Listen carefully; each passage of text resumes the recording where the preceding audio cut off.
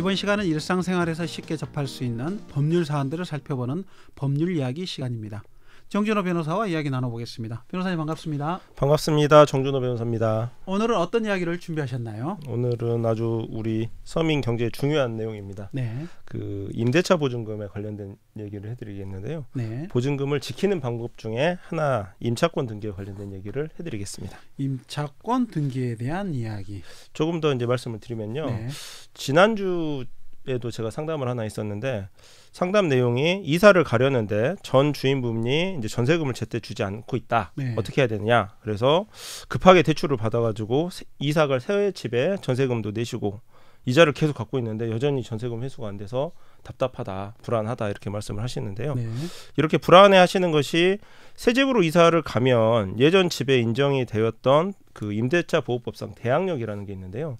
그 대항력이 퇴거와 함께 없어지게 됩니다. 그래서 예전 집이 그 사이에 경매로라도 넘어가게 되면 자기가 못 받은 전세금이나 보증금을 그 경매대금에서 확보하기 어려운 거 아니냐 네. 이런 걱정을 많이 하십니다. 그래서 결론부터 얘기를 해드리면 집주인과 상관없이 임차권 등기 명령을 법원에 신청을 하면 그런 걱정이 사라지니까 오늘 제가 설명해드리는 임차권 등기 제도를 확실하게 좀 이해를 해두시면 좋겠습니다. 네, 임차권 등기 제도를 준비해 오셨는데요. 그럼 먼저 우선 이제 보증금을 못 받은 상태에서 이사를 해버리면 예전 집에 대한 권리는 상실되는 건가요? 좀 더 자세히 설명 부탁드리겠습니다. 이게 이제 법률 지식으로서는 조금은 바로 어려운 내용인데요. 근데 꼭 알고 계셔야 될 몇 가지 법률 지식 중에 하나가 오늘 지금 말씀드린 내용입니다. 네. 주택임대차 보호법상의 대항력과 우선변제권이라는 얘기가 있는데요. 대항력과 우선변제권. 이건 하나하나씩 제가 좀 설명을 해드리겠습니다. 네.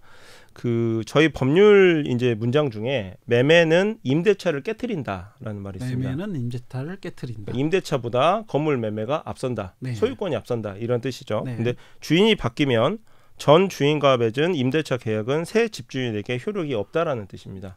그래서 이제 주택임대차 보호법에서는 임차인을 보호하기 위해서 세입자를 보호하기 위해서 이 대항력이라고 하는 법률 용어를 도입을 했습니다. 대항력이라는 제도. 그러니까 대항력이라고 하는 단어만 넣고 보시면 이제 교수님께서도 이해하시듯이 새 집주인한테 대항할 수 있는 힘이라는 뜻이구나 이렇게 이제 이해를 하시면 되고요.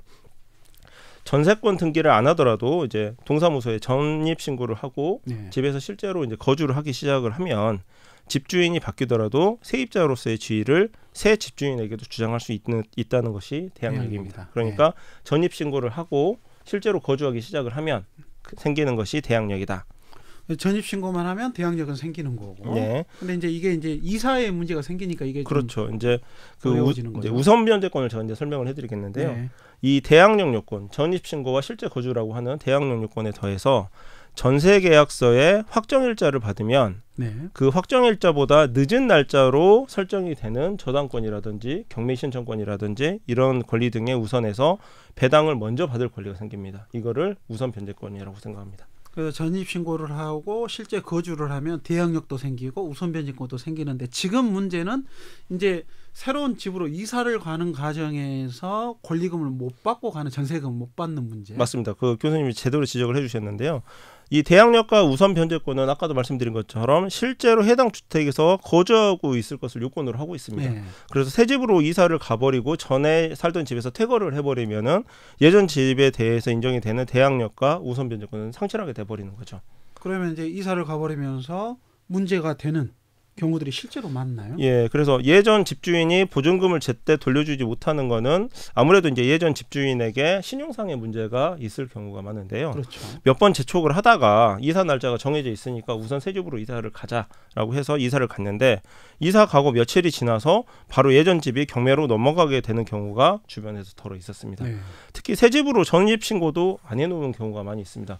돈을 받고 전입 신고를 좀 해야지라고 이제 생각을 하는 경우가 있었는데 경매 관련 서류가 전입 신고를 안 해놓고 나면 예전에 살던 집으로 우편운이 발송이 되는 경우가 많았습니다. 네. 저희는 이제 새 집에서 이제 살고 있는데 그래서 경매 절차가 진행된다는 사실 자체도 이사 가버린 세입자는 파악을 못하고 있는 경우가 더러 있었습니다. 그래서 그런데 이제 경매 중에는 경매 물건에 대한 조사가 나오는데요. 세입자가 실제로 거주하고 있는지를 확인을 하는데 경매 보고서에 세입자가 이미 이사 간 것으로 그 조사가 돼서 보고서가 올라가게 돼버리면은 경매 절차에서도 그 경매를 진행하는 법원에서는 우선 변제권을 아예 그 무시를 해버리는 경우가 더러 생깁니다. 대항력도 없어지고 우선 변제권도 사라지면 그럼 어떻게 해야 되는 건가요? 그래서 이제 오늘 말씀을 드리는 게 이제 임차권 등기 명령 제도를 좀 이해를 해두셔야 된다는 겁니다. 네. 그러니까 새 집으로 이사는 가긴 가야 되겠는데 퇴거를 해버리면 무슨 권리들이 인정이 안 된다고 하니까 어떻게 해야 되지? 그랬을 때 바로 이 임차권 등기를 좀 하시라. 네. 좀 설명을 드리면요. 임대차 관계를 부동산 등기부에 이제 기재를 해놓는 제도다. 그래서 임차권이 등기된다라고 네. 이제 생각을 하시면 되는데요. 등기가 되면 이사를 가더라도 그 종전 집에 그 설정된 임차권의 대항력과 우선 변제권이 그대로 유지된다. 네. 이렇게 이해를 하시면 될 것 같습니다. 원래는 예전에 이제 집주인이 협조를 해주면 임차권 등기는 언제든지 이제 가능한 제도였는데 집주인이 협조를 안 해주어도 독자적으로 세입자가 법원에 신청을 하는 경우에 어렵지 않게 등기가 되게 됩니다. 그래서 신청서 양식은 인터넷에서도 쉽게 찾을 수 있기 때문에 좀 기억을 해두시면 좋겠습니다. 그래서 지금 이제 대항력과 우선 변제권을 둘러싼 이제 문제가 생길 수도 있는데 임차권 등기를 해두면 이런 문제가 이제 해결된다는 거죠. 그러면 이제 저는 궁금한 게 임차권 등기의 시기는 그러면 그 집으로 이사 갈 때 처음에 해놓으면 되는 거 아닙니까? 그거는 임차권 등기를 하려면은 이사를 가는 게 전제가 돼야 되고요. 이사를 갔을 때만 할 수 있는 그렇죠. 이제 권리라는 거죠. 그렇게 방금 말씀하시는 거는 일반적인 전세권 등기를 그래서 말씀하는 그걸 거죠. 이제 그 청취자분들이 또 헷갈려하실 수도 있겠네요. 그러니까 이제 전세권 정리를 잠깐 해보자면 전세권 등기를 하지 않고 임대차 보증금만을 제출을 하고 이제 들어오시는 세입자의 경우에는 전입 신고를 하게 되면은 대항력이 생기고 확정일자를 받으면 우선 변제권이 생기는데 두 가지는 전부 다 실제 거주를 요건으로 한다. 그래서 이사갈 날짜와 집이 정해져 있는데 보증금을 회수를 못했다.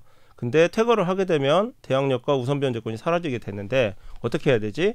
그때 임차권 등기를 독자적으로 신청서 양식을 법원에 접수를 해놓으면 그리고 나서 이사를 가게 되면 임차권 등기가 이사 가는 동안에 설정이 되기 때문에 이사를 가고 나서도 대항력과 우선 변제권을 가지고 보증금을 회수할 수 있다. 예. 그러면 혹시 더 주의해야 될 사항은 없나요? 조금 이제 어려운 얘기일 수도 있는데 그래도 한번 주의해서 한번 들어보시길 바랍니다.